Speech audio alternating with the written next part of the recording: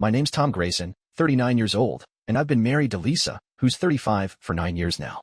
We don't have kids, just a little fixer-upper house out in a quiet suburb of Dayton, Ohio, a place we barely scraped together the cash to buy. I'm the kind of guy who's always been handy. My old man was a carpenter, and growing up, he showed me the ropes, how to swing a hammer, wire a switch, patch a pipe. You name it, I can fix it. Over the years, those skills have kept our heads above water, saving us a fortune on repair bills. I ain't one to toot my own horn, but I take pride in keeping our home running smooth. It's like a puzzle to me. Something breaks, I figure it out, and it feels good to see it work again. Last Friday night, I was beat. I'd spent the whole day, dawn to dusk, over at Lisa's brother Mike's new place across town. Mike's 32, single, and just moved into this fancy condo he can't really afford. He'd ordered a pile of furniture online, the kind that comes in a million pieces with instructions that might as well be written in Martian. Lisa got a call from him Thursday night, whining about how he couldn't put it together. Before I could even open my mouth, she volunteered me for the job. Didn't ask if I had plans or nothing. Just signed me up like I'm the family handyman on speed dial. So there I was, all day Friday, wrestling with a desk, a sectional sofa, for bar stools, and a coffee table that fought me every step of the way.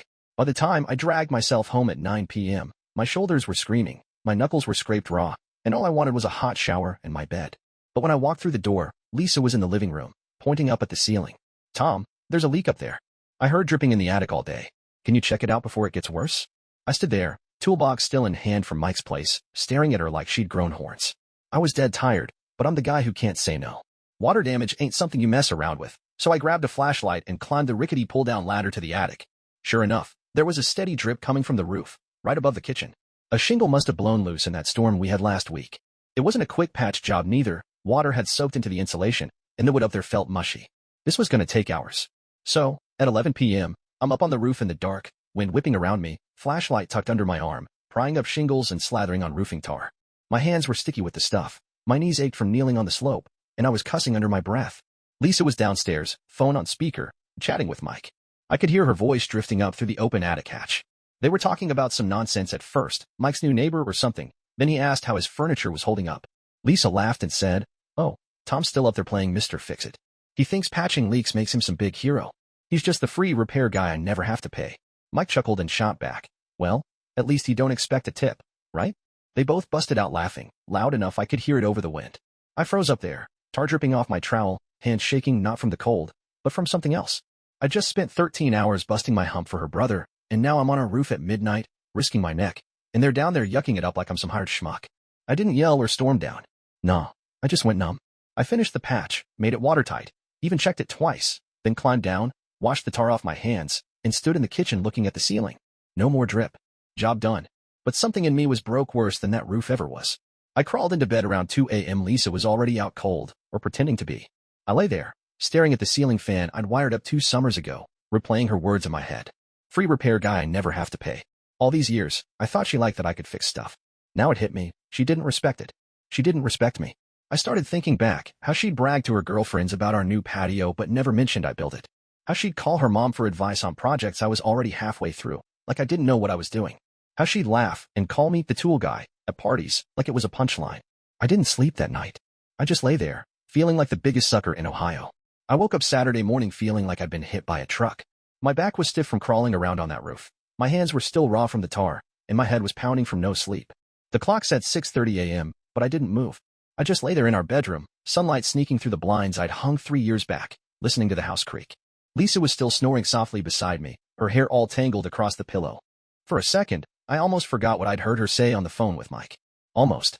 But then it came rushing back, her calling me the free repair guy, him laughing about no tips, and my stomach twisted up like a wet rag. I got out of bed quiet as I could, pulled on an old flannel shirt and jeans, and shuffled to the kitchen. The coffee maker hummed to life, another thing I'd fixed when it started leaking last spring. While it brewed, I stood there staring at that patched ceiling. No water stains, no drips. You'd never know I'd been up there half the night saving us from a moldy disaster. I poured a mug, black, no sugar, and sat at the table, running my hands over the scratches in the wood. I'd built this table myself out of scrap lumber when we first moved in. Sanded it smooth, stained it dark. Lisa always said it was rustic. Now I wondered if she'd just been too cheap to buy a real one. She wandered in around 8, yawning, wearing one of my old t-shirts that hung loose on her. "Morning," she mumbled, grabbing a mug. I grunted back, sipping my coffee, keeping my eyes on the table. She didn't notice nothing different about me, not the way I was sitting all stiff, not the way I wasn't talking. She just started rattling on about her plans for the day, grocery shopping, Maybe hitting up some thrift stores with Mike later. Oh, and the garage door's sticking again, she tossed out, casual as you please. Can you take a look at it today? I set my mug down real slow, the ceramic clinking against the wood. Oh, I said, leaning back in my chair. That's weird. She blinked at me, waiting. Normally, I'd be halfway to the garage by now, toolbox in hand, figuring out if it was the rollers or the springs. But I just sat there, staring at her. Ain't you gonna fix it? She asked, tilting her head like a confused puppy. Maybe later, I said, shrugging. I'm kinda wiped out. Her eyebrows scrunched up, but she didn't push it. She just poured her coffee and went back to scrolling on her phone. That was the start of it, me going on strike, though I didn't call it that yet. I spent the rest of Saturday doing nothing. Not a damn thing. The garage door kept sticking, squeaking every time Lisa tried to open it.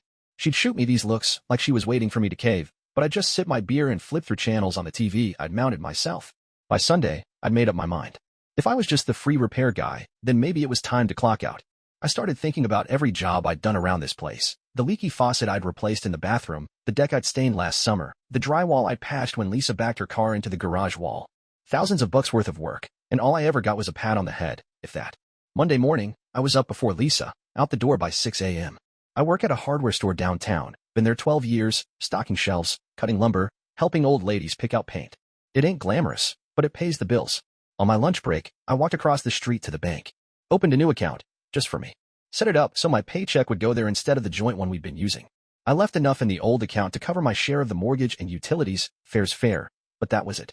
No extra cushion, no slush fund for emergencies. If Lisa wanted a repair budget, she could figure that out herself. That night, I got home around 6, and Lisa was in the kitchen, frowning at the stove. The burner's acting up, she said, poking at it like that'd fix something. It won't light. I nodded, grabbed a glass of water, and leaned against the counter. That's a shame, I said, taking a sip. She turned to me, hands on her hips. Tom, what's with you? You've been weird all weekend.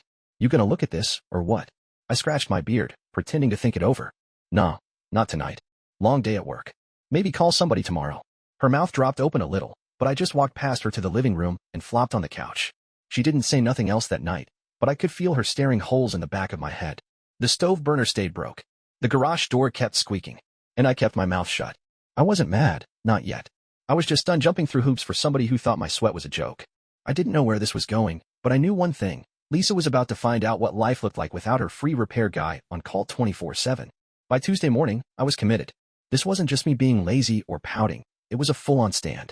I'd spent years fixing every little thing in this house, and Lisa acting like it was nothing had lit a fire under me I didn't even know I had. My name's Tom Grayson, 39, married to Lisa for 9 years, and I was done being the unpaid help. We live in this little house in Dayton, Ohio, a place I've poured my heart into, and I wasn't about to let that go unnoticed anymore. I kept up my routine, up at 5:30, out the door by 6, off to the hardware store where I work. Lisa didn't say much when I left. She was still stewing about the stove burner, I reckon. That night, I got home and found her in the kitchen, banging a spoon against the dead burner like that'd make it spark. Still not working, she said, shooting me a look. I just nodded, grabbed a soda from the fridge I'd fixed 2 winters ago, and said, "Huh, that's rough." She crossed her arms, waiting for me to grab a screwdriver or something, but I didn't budge. You gonna call someone? I asked, popping the tab. She huffed, stormed off, and I heard her muttering about how useless I was being. Funny thing, she didn't call nobody. Wednesday, the problems started piling up like leaves in the fall. The garage door wasn't just sticking now, it wouldn't close all the way, leaving a gap big enough for raccoons to waltz in. Lisa came stomping into the living room where I was watching a rerun of some old cop show. Tom, the garage door's stuck open. What if someone breaks in? I leaned back on the couch, the one I'd reupholstered when the springs poked through last year, and shrugged. Guess you better get it looked at, I said, eyes on the TV. She stood there, hands on her hips, staring at me like I'd lost my mind. You're seriously not gonna fix it? She asked. Not today, I said, sipping my soda. Busy week. That was the first time I saw her crack a little.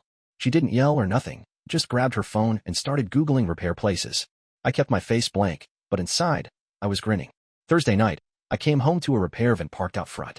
Some guy in a polo shirt was tinkering with the garage door, and Lisa was hovering nearby, looking flustered.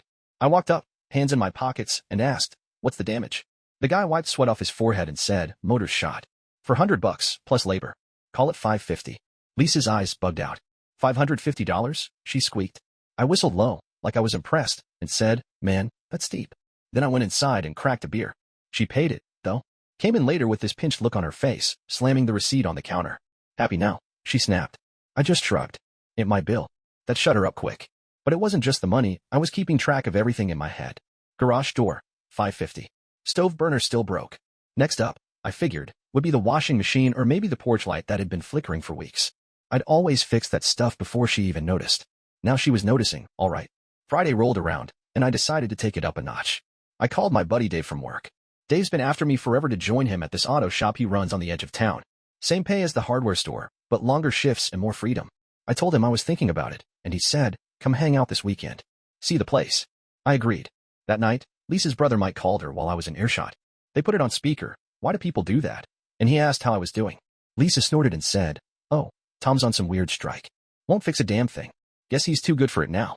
Mike laughed, that same smug chuckle from the roof night. What, he won a medal for tightening screws? I clenched my jaw but kept quiet, stirring my chili on the stove, the working burner, mind you. Saturday, I went to Dave's shop instead of sticking around the house. Left Lisa a note, out with Dave. Back late. The shop was a greasy, loud place, full of guys wrenching on engines and joking over the radio.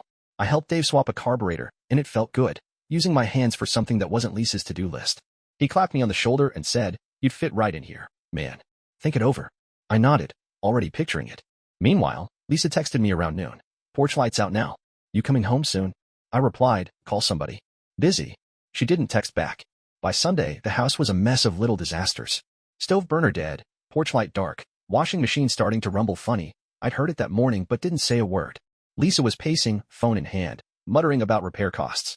She looked at me over breakfast and said, this is ridiculous, Tom. What's your deal? I set my fork down, met her eyes, and said, maybe I'm tired of being the free repair guy you don't pay. Sound familiar? Her face went white as a sheet. She knew exactly what I meant. And that's when I knew this strike was just getting started. I'm Tom Grayson, 39, married to Lisa for 9 years, and by the end of that first week of my strike, our little house in Dayton, Ohio, was starting to look like a war zone. The stove burner was still dead, the porch light was a ghost, and the washing machine sounded like it was chewing rocks every time Lisa ran a load. I'd been holding firm, not lifting a finger to fix a thing, and it was driving her nuts. I wasn't yelling or throwing fits, just sitting back, letting her figure out what life's like without me playing repairman. And let me tell you, it was working. Monday hit, and I kept my routine. Up early, off to the hardware store, home late. Lisa was on the phone with her brother Mike when I walked in, speaker on as usual. I caught the tail end of it, her complaining about the washing machine. It's making this awful noise, and Tom won't even look at it, she said, voice all whiny. Mike snorted. What's he expect, a paycheck for it? I stood in the doorway, keys in hand, and something snapped. I cleared my throat loud enough they both went quiet. Maybe I do, I said, staring at Lisa. Since I'm just the free repair guy, right? Her eyes got big, and she fumbled to hang up. Mike's laugh cut off mid-cackle. She didn't say nothing for a minute, just stood there in the kitchen, clutching her phone. Then she tried to play it off. Tom, come on, that was just a joke. You know I didn't mean it like that. I set my keys down real slow and crossed my arms. Didn't sound like a joke when you said it. Didn't sound like one when Mike laughed either. Her mouth opened, then shut, like a fish gasping for air. I didn't wait for an excuse, grabbed a beer and went to the garage, where I'd started keeping a notebook. I'd been jotting down every broken thing and what it'd cost to fix. Garage door, $550, stove burner, probably $200, porch light, $50. I was building a tally, and it was growing fast. Tuesday night, the washing machine gave up the ghost. I got home to find Lisa mopping up sudsy water all over the laundry room floor, cussing like a sailor. It's dead, she said, glaring at me like it was my fault. Whole thing seized up. I leaned in the doorway, sipping my beer. That's too bad, I said. Guess you'll need a new one. She threw the mop down, splashing water everywhere. Tom, this ain't funny anymore. We can't keep paying for this stuff. I raised an eyebrow. We? I ain't paid a dime yet. That's all you. Her face went red, and she stormed off, slamming the door to our bedroom, the hinges I'd tightened last fall, by the way. Wednesday, I took it further. I've been talking to Dave at the auto shop, and he offered me a trial run, 3 days starting next week, see if I liked it. I said yes. That night, I told Lisa over dinner, microwaved pizza, since the stove was still half broke. I'm switching jobs, I said, casual as could be. Gonna work with Dave at his shop. Longer hours, but it's something new. She stopped chewing, pizza slice dangling in her hand.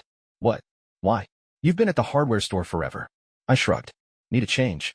Plus, I'll be out of the house more. You won't have to look at me not fixing stuff. Her eyes narrowed, but she didn't argue. I could tell she was starting to get it. This wasn't just about repairs anymore. Thursday, the big one hit. We'd had a heat wave rolling through Dayton, and the air conditioner picked that moment to croak. I walked in after work, and the house was like an oven, 90 degrees inside. Easy. Lisa was fanning herself with a magazine, sweat beading on her forehead. AC's out, she said, voice tight. It just stopped. I nodded, grabbed a glass of ice water, and said, man, that's rough. Hot night ahead. She slammed the magazine down. Tom, are you serious? We're gonna roast in here. I looked her dead in the eye. Call somebody then. I'm off duty. She stared at me, and for the first time, I saw something besides anger, panic. Maybe. She grabbed her phone, dialed a repair service, and I sat on the couch, listening to her haggle over the emergency fee. The guy showed up an hour later, some sweaty dude with a toolbox fancier than mine. I watched from the porch as he poked around the unit out back, Lisa hovering like a nervous mom. He came in after a while, wiping his hands on a rag. Compressor's toast, he said. $1,500 to fix, or $2,000 for a new unit. Up to you. Lisa's jaw dropped. $1,500, she squeaked. He nodded. Cash or card? She looked at me, eyes pleading, but I just sipped my water and said, your call, hon. She paid it, drained the joint account to do it. I found out later. When the guy left, the house cooled down, but the air between us was thicker than ever. That night, she sat me down at the kitchen table. Tom, what's happening? You're acting like you don't care about this place or me. I leaned back, crossing my arms. Maybe I'm tired of caring for somebody who thinks I'm a joke. You and Mike made that real clear. Her face crumpled, and she started tearing up. I didn't mean it, Tom. I swear. I was just venting. I shook my head. 9 years, Lisa. 9 years of me fixing everything, and you vent by calling me to help. She didn't have an answer. I got up, grabbed my notebook, and went to bed. The breaking point wasn't the AC, it was her tears. I didn't feel bad. I felt free. I'm Tom Grayson, 39 years old, married to Lisa for 9 years, and by the end of that second week of my strike, our house in Dayton, Ohio, was a battlefield of broken stuff and hard feelings. The air conditioner was fixed, but at a cost that left Lisa reeling $1,500 she had to scrape from our joint account. The stove burner was still out, the porch light was dark, and the washing machine sat dead in the laundry room like a rusted monument to my point. I'd stopped fixing anything, and it was hitting her where it hurt, her wallet and her pride. Friday morning, I packed a duffel bag before work. I'd been talking to Dave about his auto shop gig, and he'd offered me his spare room for a few days while I figured things out. I didn't tell Lisa, just left a note on the kitchen counter, staying at Dave's for a bit. Need space. I drove to the hardware store, worked my shift, and then headed straight to Dave's place on the edge of town. His house was a bachelor pad, messy, full of car parts and empty beer cans, but it felt like a breather. No leaky faucet staring me down, no Lisa waiting for me to play hero. That night, Lisa blew up my phone. First text, where are you? Then, Tom, this is crazy. Come home. Then a voicemail, her voice all shaky. The back door's sticking now, and I don't know what to do. Please call me. I listened to it, sitting on Dave's lumpy couch, and didn't call back. I wasn't mad anymore, just tired. Tired of being the guy who fixes everything and gets laughed at for it. Dave walked in, handed me a beer, and asked, you good, man? I nodded. Getting there. Saturday, I started my trial run at the shop. It was greasy, loud work, tearing apart engines, welding exhaust pipes, stuff I hadn't done since I was a kid helping my old man. I liked it. Kept my hands busy and my head clear. Meanwhile, Lisa kept texting. Paid $80 for a locksmith to fix the door. Then, washing machine guy quoted $600. What do I do? I replied once, your call. She didn't like that, sent back a string of question marks, but I left it at that. By Sunday, the repair bills were stacking up in my notebook. Garage door, $550, AC, $1,500, locksmith, $80. I was proving something, even if it hurt to watch. Monday night, I came back to the house to grab some clothes. Lisa was waiting in the living room, arms crossed, eyes red like she'd been crying. Tom, we need to talk, she said, voice sharp but wobbly. I set my bag down and nodded. All right, talk. She took a deep breath, then let it rip. I know I screwed up. I heard what I said to Mike that night, and I'm sorry. I didn't mean it. I was just blowing off steam. But you're killing us here. These bills, I can't keep up. Why are you doing this? I sat on the couch, the one I'd patched up years ago, and looked at her. You think I'm doing this to punish you? Maybe at first. But now? It's about me, Lisa. 9 years, I've kept this place running. Saved us thousands. And you and Mike laugh like I'm some chump. I'm done feeling like that. She flinched, tears spilling over. I didn't know you heard that. I swear, Tom, I don't think you're a chump. I got used to it. You fixing stuff. I didn't see how much it was worth. I pulled out my notebook, flipped it open, and slid it across the coffee table, the one I'd built from scratch. Here's what it's worth. Look. She picked it up, eyes scanning the list. Garage door, AC, locksmith, plus estimates for the stove, porch light, washing machine. Total so far, over $3,000 in 2 weeks. Her hands shook. This is what you've been doing, she whispered. I nodded. That's just the start. 9 years of work? Tens of thousands. Easy. You never paid me a dime or a thank you half the time. She put the notebook down, wiping her face. I didn't mean to take you for granted. I don't know how to fix this. I leaned forward, voice steady. I don't either. But I'm not going back to how it was. I'm staying at Dave's a while. Taking that job at the shop. You figure out what you want this to be, us, the house, all of it. She started sobbing, big messy sobs, and I almost caved. Almost. But I remembered her laugh, Mike's snicker, and I stood up. I'll be back in a few days. Think it over. I grabbed my clothes and left, her crying echoing behind me. Driving to Dave's, I felt heavy but lighter too, like I'd finally said my piece. The reckoning wasn't just her facing the bills. It was me facing who I'd let myself become, the guy who fixed everything but never got seen. That was changing, one broken appliance at a time. I'm Tom Grayson, 39, married to Lisa for 9 years, and I just walked out of our little Dayton, Ohio house after laying it all on the table. I'd been on strike from fixing stuff for 2 weeks, watching the repair bills pile up, and now I was crashing at my buddy Dave's place, working at his auto shop. That notebook I'd shown Lisa, the one tallying up what my work was worth, had hit her hard. $3,000 in repairs already, and that was just the tip of the iceberg. I wasn't sure what came next, but I knew one thing. I wasn't going back to being the invisible fix-it guy. Tuesday morning, I was under a Chevy at Dave's shop, wrenching on a busted suspension, when my phone buzzed. Lisa, can we meet? Coffee shop on Main, 6 p.m.? I wiped grease off my hands and texted back, okay. All day, I kept replaying our fight, her tears, her saying she didn't mean it, me telling her I was done. Part of me wanted to believe her, but part of me couldn't unhear that laugh with Mike.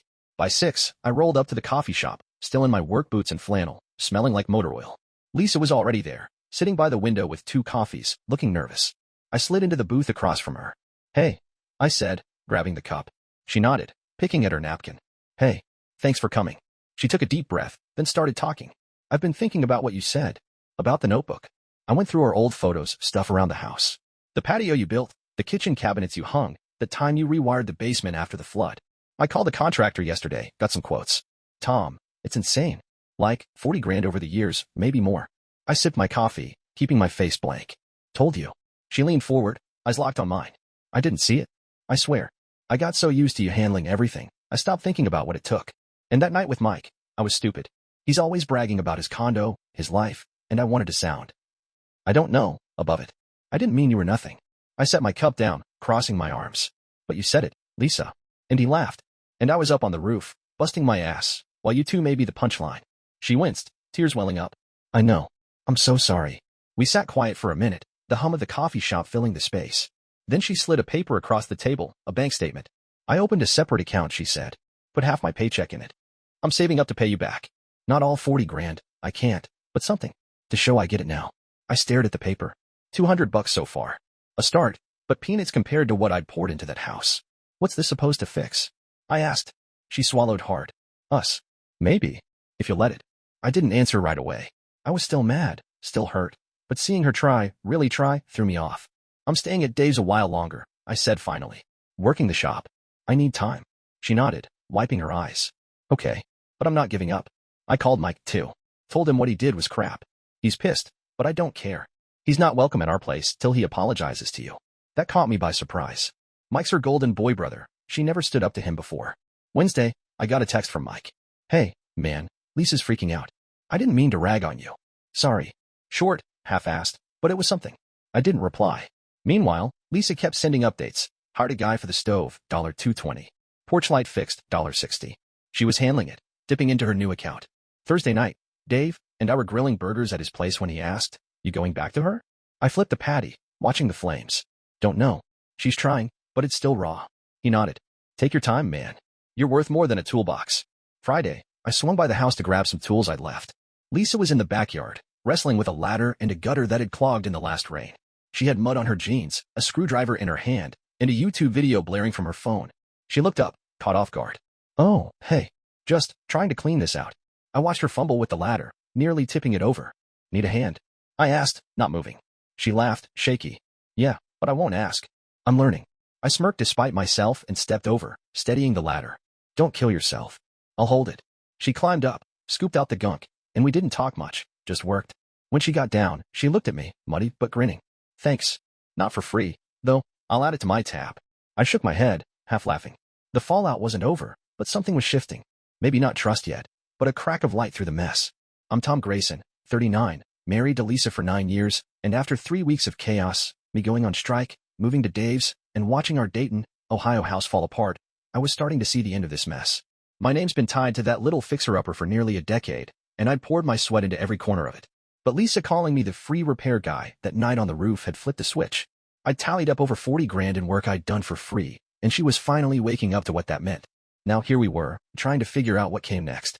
Saturday morning, I was back at Dave's, sipping coffee on his porch, when Lisa called. Can you come by? I've got something to show you. Her voice was steady, not shaky like before. I said, sure, and drove over, still in my shop clothes, grease stains and all. When I pulled up, the house looked different. The porch light was on, the gutters were clear, and there was a new washing machine humming in the laundry room. Lisa met me at the door, holding a folder. Come in, she said, leading me to the kitchen table, the one I'd built years back. She sat down, opened the folder, and spread out papers, receipts, quotes, a handwritten list. I've been busy, she said. Stoves fixed, $220. Washing machine, $600, but I haggled it down from $8. Porch light, gutters, even got the back door planed so it don't stick. Total's just over $1,000 since you left. I flipped through the receipts, impressed despite myself. You did all this? She nodded. Yeah, and I started a home repair class at the community center. Basic stuff, plumbing, wiring. I'm not good yet, but I'm trying. Then she slid over her bank statement, the separate account she'd opened. I've got $500 in here now. Half my paychecks. It's for you, Tom. Not the full $40,000. I can't do that. But a start. To show I'm serious. I leaned back, rubbing my beard. You don't owe me money, Lisa. That ain't the point. She shook her head. It's not about owing. It's about valuing. I didn't before. I do now. I looked around the kitchen. She'd hung a photo on the wall, a blurry shot of me staining the deck, grinning like a fool. Found that in an old album, she said. Thought it belonged here. I stared at it, remembering that day, hot sun, cold beer, her laughing at my paint-splattered shirt. Back when things felt easy. What's this mean? I asked, tapping the folder. She took a deep breath. It means I want you home, but not like before. I'll learn to fix stuff, or pay for it. You're not my repair guy. You're my husband. I didn't answer right away. I'd been at Dave's a week now, loving the shop, feeling free. But this, her effort, the photo, the cash, it hit me square. I took the job with Dave, I said finally. Staying there. Better hours, better for me. I'll come back, but I'm not jumping on every leak or squeak. We split repairs, time or money. Deal. Her eyes lit up, and she nodded fast. Deal. And Mike, he's coming over tomorrow to say sorry in person. I told him he don't get to step foot here till he does. Sunday, Mike showed up. I was moving my stuff back in duffel bag, tools, a few shirts, when he knocked. Lisa let him in, and he stood there, hands in his pockets, looking like a kid caught stealing. Hey, Tom, he said. I was a jerk. That night, I didn't mean it like that. I'm sorry. I crossed my arms, sizing him up. You laughed pretty hard for not meaning it. He winced. Yeah, I was showing off. Lisa told me a new one. Won't happen again. I nodded slow. All right, we're square. But next time you need furniture built, hire somebody. He laughed, nervous, and Lisa smirked. That night, we sat on the couch, the one I'd patched up ages ago, watching some dumb movie. The house was quiet, no drips or creaks begging for my attention. Lisa leaned against me, tentative, like she wasn't sure it was okay. I put my arm around her, and she relaxed. Monday, the sink clogged. I walked in from the shop, saw her with a plunger, cursing at it. Want help? I asked. She grinned, sweaty. Only if we split it. I grabbed a wrench, and we tackled it together, gunk and all. Took 20 minutes, and she high-fived me when it drained. It ain't perfect. Trust a beat-up old truck runs, but rattles. I work at Dave's, come home to a wife who's learning a drill ain't just for hanging pictures. She's got $800 in that account now, and I don't touch it. It's her promise, not my paycheck. Mike's on thin ice, but he's behaving. The house stands, patched by both of us now. I ain't the free repair guy anymore. I'm Tom, husband, mechanic, guy who's finally seen. And that's a deal I can live with.